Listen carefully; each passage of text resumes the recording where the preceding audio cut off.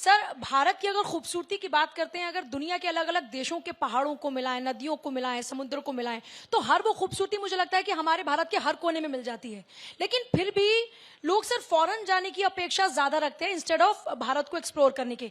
इस दिशा में आपका मंत्रालय सर किस तरीके से काम कर रहा है ताकि लोग विदेशों में ना जाएं, पहले अपने भारत को एक्सप्लोर कर लें, यहाँ की इतनी खूबसूरती को पहले निहार लें, उसके बाद जाएं दूसरे देशों में। तालियां बजाकर इस सवाल के लिए आप सर के पास चलिएगा। देखिए, माननीय प्रधानमंत्री जी ने इस दिशा में अनेक तरह के प्रयास किए। जब कभी भी जहां कहीं भी कोई अवसर रहा और जिन प्लेटफॉर्म्स पर उनको बात करने का मौका इस विषय से संबंध मिलता है, मन की बात से लेकर के पब्लिक प्लेटफॉर्म्स तक, सब जगह उन्होंने इस बात को कहा। भारतीयों के परिप्रेक्ष्य में अगर मैं देखूं तो निश्चित रूप से हम अपने देश को जानें, देश के विविधताओं को जानें, देश की सांस्कृतिक विविधताओं को जानें, देश की जो है नेचुरल ब्यूटीज को एक्सप्लोर करें, निश्चित रूप से यह आवश्यक है। लेकिन शायद आज इस टेक्नोलॉजी की दुनिया में जिस तरह से दुनिया के एक दूसरे देशों की संस्कृतियों का सुगमता के साथ में एक्सेस मोबाइल के माध्यम से, इंटरनेट के माध्यम से होने लगा है, भारत की अर्थव्यवस्था बढ़ने के साथ साथ में भारत से आउटबाउंड टूरिज्म, विदेश जाने वाले लोगों की संख्या निश्चित रूप से बढ़ रही है। उसमें अनेक तरह के कारण भी है। भारत में जब से माननीय प्रधानमंत्री जी के नेतृत्व में लगातार आर्थिक प्रगति जिस दृष्टिकोण से हुई, सरकार की योजनाओं के चलते हुए, जिस तरह से सरकार की योजनाओं को धरातल पर इंप्लीमेंट किया गया, उसके चलते हुए जिस तरह से देश में लगभग 30 करोड़ लोग गरीबी की रेखा से बाहर आकर के मध्यम वर्ग का जीवन जीने लगे, तो भारत का डोमेस्टिक टूरिज्म बहुत तेज गति के साथ में बढ़ा। जिस गति के साथ में टूरिज्म बढ़ा, या मैं कहूं कि टूरिज्म ब्लास्ट हुआ, डोमेस्टिक टूरिज्म, उस गति के साथ में टूरिज्म इंफ्रास्ट्रक्चर जो है, स्पेशली जो हाई एंड टूरिज्म इंफ्रास्ट्रक्चर था, वो नहीं बन पाया, क्योंकि उसका अपना एक गेस्टेशन पीरियड है। एक होटल बनने के लिए जमीन से लेकर के होटल बन करके पूरा होने तक जो है, इसमें 3-4 साल का समय लगता है। उसके कारण से डिमांड एंड सप्लाई का जो मिसमैच हुआ, और उस मिसमैच के चलते हुए cost of living in the star hotels जो है हिंदुस्तान में बढ़ गई। उसके बढ़ने के चलते हुए जो है, वो लोगों के पास में ये दूसरा ऑप्शन कि हम उतनी ही कीमत में या उससे कुछ कम कीमत में या कुछ अधिक कीमत में हम दुनिया के दूसरे देश में जाकर के आ सकते हैं, भारत में तो हम कभी भी चले जाएंगे, ये रुचि लोगों की पैदा हुई है। लेकिन मैं फिर कहूंगा, आपके चैनल के माध्यम से दर्शकों को कहूंगा कि आइए हमारे देश को जानें, देखें। India is incredible, India is beautiful. लेकिन उसके साथ साथ में दुनिया के दूसरे देशों के लोग भारत में आए, उस दृष्टिकोण से भी हम काम कर रहे हैं। हमने इनक्रेडिबल इंडिया की जो हमारी वेबसाइट थी, उसको पूरी तरह से रिवैम्प किया, और हम इनक्रेडिबल इंडिया से आगे बढ़कर के इनएविटेबल इंडिया की तरफ जा रहे हैं, उस दृष्टिकोण से कि भारत जो है उसको टाला नहीं जा सकता, आपको आना ही पड़ेगा भारत। और इस तरह से टूरिज्म इंफ्रास्ट्रक्चर के डेवलपमेंट पे जो हम काम कर रहे हैं, माननीय प्रधानमंत्री जी के नेतृत्व में हमने देश के टूरिस्ट डेस्टिनेशंस के एक्सपीरियंस को अपलिफ्ट करने के लिए काम किया है, विभिन्न योजनाओं के माध्यम से। स्वदेश दर्शन की योजना, स्वदेश दर्शन 2 की योजना जो है, प्रसाद की स्कीम, और उसके बाद में स्पेशल इंसेंटिव स्कीम के माध्यम से जिस तरह से हमने टूरिज्म इंफ्रास्ट्रक्चर को बढ़ाया है। और इसके आगे बढ़कर के पिछले बजट में माननीय प्रधानमंत्री जी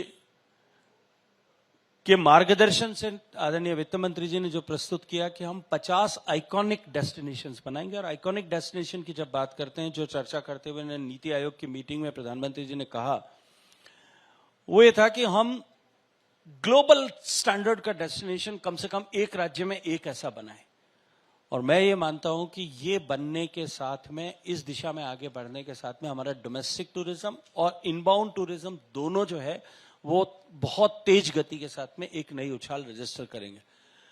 आज हम अगर ट्रैवल एंड टूरिज्म डेवलपमेंट की ग्लोबल इंडेक्स के दृष्टिकोण से देखें, हम 54वें पायदान पे होते थे, आज हम 39वें पायदान पर पहुंचे हैं।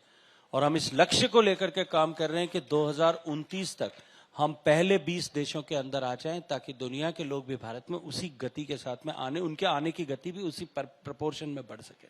वैसे तो सर डिटेल में आपने जानकारी दी, लेकिन मुझे ये भी जानकारी मिली कि अलग अलग राज्यों में अलग अलग स्पॉट्स, जैसे 15 से 20 स्पॉट्स आप लोगों ने तय किया कि उनको स्टैब्लिश किया जाएगा, ताकि टूरिज्म के लिहाज से वहां पर काफी सारी अपॉर्चुनिटीज बढ़े। जो लोग नौकरियां मांगते हैं वो खुद नौकरियां देने के काबिल हो जाएं।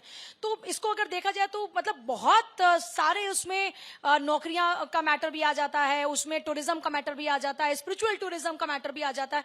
इसे आप किस तरह से आगे बढ़ा रहे हैं? मैं चाहूंगी कि थोड़ा डिटेल में आप बताएं ताकि लोगों को पता हो अपने स्टेट के बारे में। देखिए, हमारे संविधान की प्रदत्त व्यवस्था के अनुरूप प्रारंभिक रूप से, प्राथमिक रूप से टूरिज्म जो है वो राज्य का विषय है। और मेरा इस सेक्टर के साथ में प्रत्यक्ष राजनीतिक क्षेत्र में आने से पुराना जुड़ाव है। लगभग 30 साल से ज्यादा मेरा अनुभव है पर्यटन के क्षेत्र में काम करने का, हॉस्पिटैलिटी इंडस्ट्री के साथ में काम करने का। दुनिया भर के ट्रैवल एंड टूरिज्म शोज में जाने का अवसर भी मुझे पिछले 3 दशक में अनेक बार मिला है। एक एंटरप्रेन्योर के नाते भी मिला है, एक व्यवसायी के नाते भी मिला है, एक सांसद के नाते भी मिला है और मंत्री के नाते भी मिला है। जो एंथुजियाज्म, जिस लेवल का एंथुजियाज्म राज्यों में अब टूरिज्म के पोटेंशियल को आइडेंटिफाई करने के बाद में ग्रो करने का बना है, वो मैंने कभी नहीं देखा।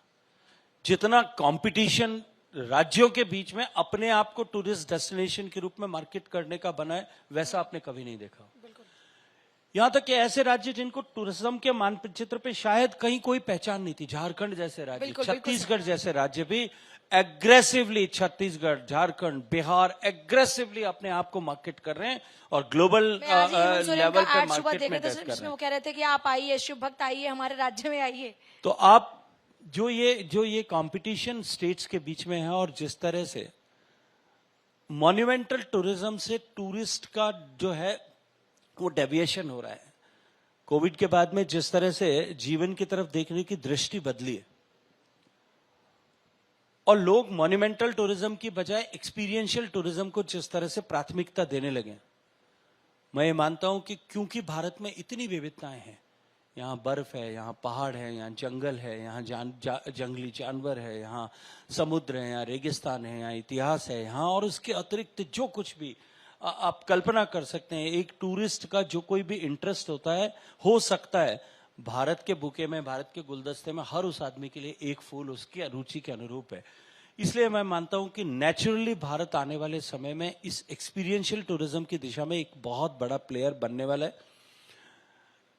इन सब के साथ साथ में भारत की सांस्कृतिक विविधता, और सांस्कृतिक विविधता की जब मैं बात करता हूं तो उसमें भारत की केवल कला और संस्कृति, नृत्य, गान, गायन, गीत, संगीत, परिधान यही तक सीमित नहीं है। भारत का भोजन भी, ये भी भारत के लिए एक नया अट्रैक्शन बन रहा है, विद इन इंडिया ट्रैवल करने वाले लोगों के लिए भी और बाहर साइड के लोगों को ट्रैवल करने वाले लोगों के लिए भी।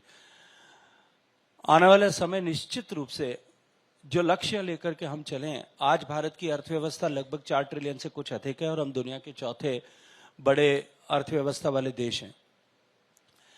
सारी दुनिया के आर्थिक जगत में काम करने वाले लोग, एक्सपर्ट्स ये मानते हैं, दावोस में जिस तरह की चर्चाएं होती है उसके बाद में ये विषय आता है कि भारत की अर्थव्यवस्था आने वाले कुछ दशकों तक, और अभी आप सबने देखा जिस तरह से नए इकोनॉमी के आंकड़े आए हैं कि भारत की अर्थव्यवस्था is the only shining star, पूरी दुनिया ग्लोबल रिसेशन में है, एकमात्र अर्थव्यवस्था बड़ी अर्थव्यवस्थाओं में अगर कोई चमक रही है और स्टीडी ग्रोथ कर रही है वो भारत की है। और सब लोग ये मानते हैं कि हर 5 साल भारत की अर्थव्यवस्था जो है, हर 7 साल में, 8 साल में भारत की अर्थव्यवस्था दुगनी हो जाएगी। 2047 का जो माननीय प्रधानमंत्री जी का लक्ष्य है, उस लक्ष्य तक पहुंचने के लिए अभी हमारे पास लगभग 22 साल का समय, 23 साल का समय शेष है। लगभग 3 बार हमारी अर्थव्यवस्था दुगनी हो जाए ऐसी क्षमता है। हम 4 ट्रिलियन से 8 ट्रिलियन होंगे, 8 से 16 होंगे और 16 से 32 ट्रिलियन होंगे। दुनिया के जो ग्लोबल जीडीपी में टूरिज्म का कंट्रीब्यूशन, सेक्टर का कंट्रीब्यूशन 10% है, जबकि हमारे यहां 5 से 6% के बीच में। हमारा अपने आप से संकल्प है, अपने आप को इसके साथ में चुनौती है कि हम अपने टूरिज्म सेक्टर का कंट्रीब्यूशन अपनी इकोनॉमी में 10% पे कर पाए। आप कल्पना करके देखिए, जब भारत की अर्थव्यवस्था 30-32 ट्रिलियन की होगी 2047 तक या उससे अधिक होगी, तब उसमें टूरिज्म का कंट्रीब्यूशन उतना होगा जितना लगभग आज की पूरी इकोनॉमी है, पूरी जीडीपी है। उस लक्ष्य को लेकर के हम प्रधानमंत्री जी के नेतृत्व में काम कर रहे हैं।